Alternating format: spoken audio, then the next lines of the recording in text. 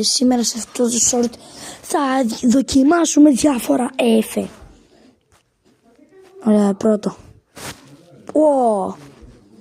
Ωραία. Πρώτο εφέ done. Επόμενο.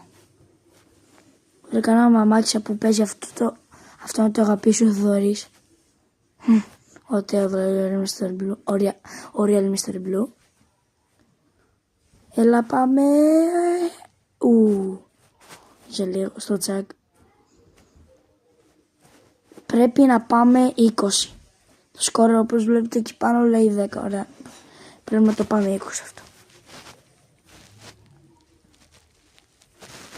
Και αν το πάμε 20, να ζητήσουμε να το πάμε και 30. Αρχίζει και δυσκολεύει. Και να σου πω δηλαδή το αμάξι δεν στρίβει πολύ καλά. Ωραία, πήγαμε 20, πάμε για 30. Δεν στρίβει καλό το αμάξι. Κάτσε, το αμάξι είναι Nissan. Okay.